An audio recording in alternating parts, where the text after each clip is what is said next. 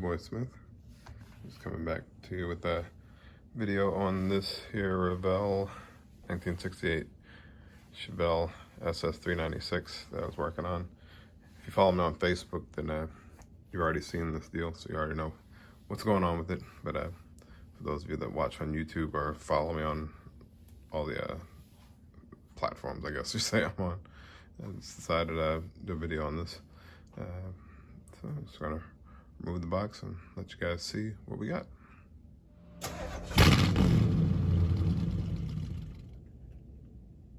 All right, folks, and there it is. 68 Chevelle, I'm calling the forgotten muscle car. I guess the story behind this. It was a car that someone had a lot of fun with, did a lot of traveling in, and it looks like they had a bit of a fender bender in it. Probably drove it around for a little while longer. Kind of lost interest in it after a while, and it just kind of sat. But, over the years, parts were robbed off of it, and they had several cars they were probably taking care of at the time, and kind of maybe something went wrong with it and stopped running. Something maybe not too major, but they didn't feel like dealing with it. And they stuffed it in the back of the garage or warehouse or wherever they keep their cars, or in the back of the backyard, and it just kind of slowly just faded away. It was forgotten until they remembered they had a few parts that were on it that they wanted to take off of it and drop for another car or to sell.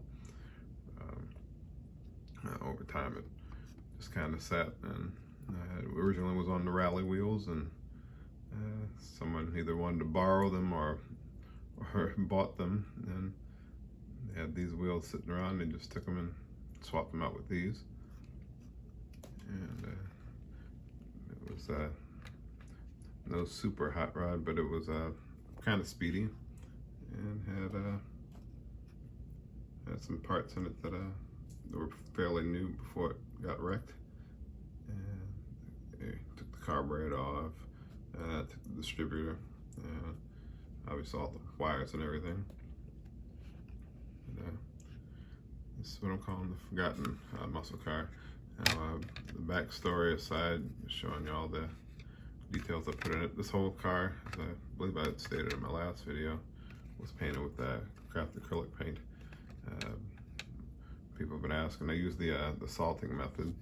Actually, I don't know if I put this in my last video. I think I did, since it's been painted. Anyway, the whole thing I went over with Rust-Oleum, the red oxide primer, and then just the normal salting method. Went over with wet it down with salt and just kind of randomly threw some use that blend of the coarse salt and all the way down to the fine table salt, and then kind of spritzed over that with I believe I started with white, snow white acrylic paint, and then I have the Calypso Sky Blue. Went over that, and I think I explained this in the last video. I went over with Wicked Colors Laguna Blue. It's kind of similar to this blue. In fact, we just saw them side by side. There's only slight differences.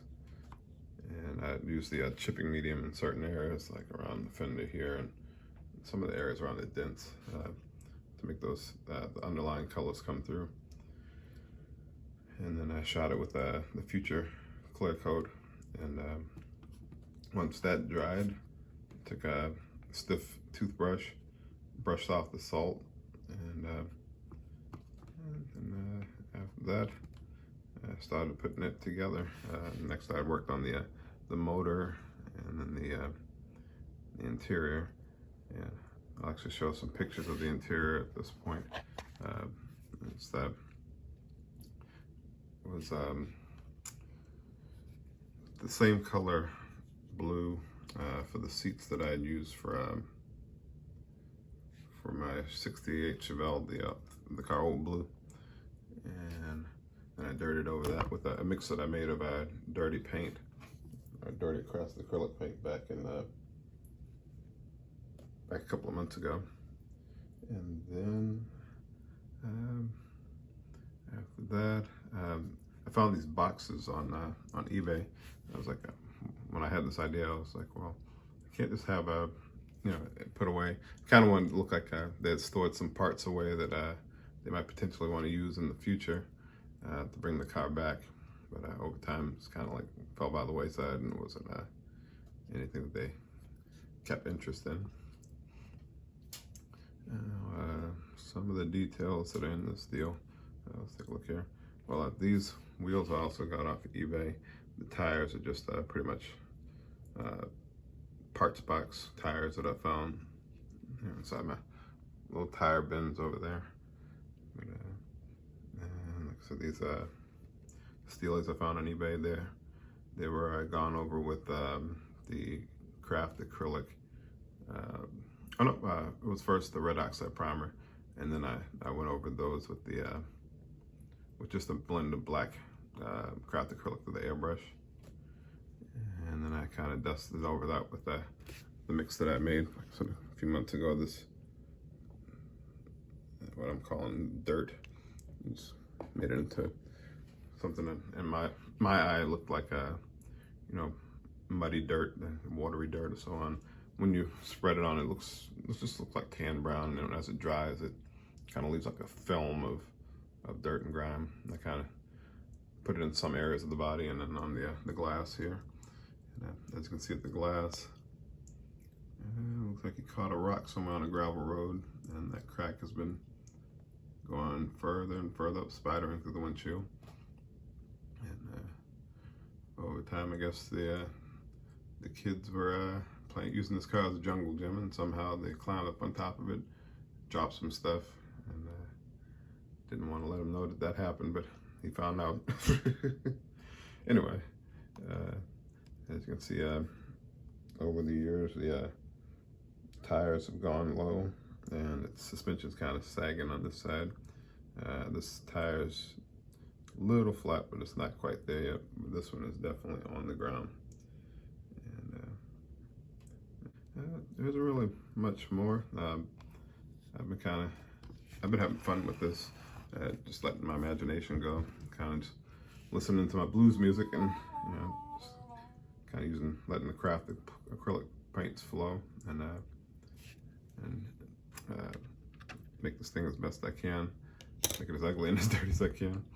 But I gotta say, this is my favorite side of it. I like this side, and the other side is proud of the work that went into it, but obviously the other side looks better in terms of not being used up. But I like the way this side looks. It looks like it could come back to life. And then looking underneath it, see, I think I went over what I did with the underside in the last video. Kind of dirtied up with craft acrylic paints. It's had share of oil leaks and so on, and then the exhaust is a little beat up. Tailpipes, looks like they got rotted and they snipped them off. And I went over craft acrylics that I used to layer that so that it looks more like the bottom of a real car, in my opinion. Well, that's about all I've got on this old '68 forgotten muscle car. Hopefully it'll come back to life one day. It'll be a good candidate for restoration. In fact, it's for sale. $3,500. No lowballing, no tire kickers. Anyway, that's about all the time I'm gonna take from you guys. Just wanted to share this forgotten muscle car. Appreciate you guys tuning in. Thank you for subscribing, commenting, liking, disliking. As long as you guys are on it, I'm happy for it. I appreciate everybody who watched this on Facebook, watching all my builds, commenting kind words, constructive criticism, and so on. But that said, appreciate you tuning in, and I think I'll throw up some pictures here. But I hope you all stay safe and get back to building.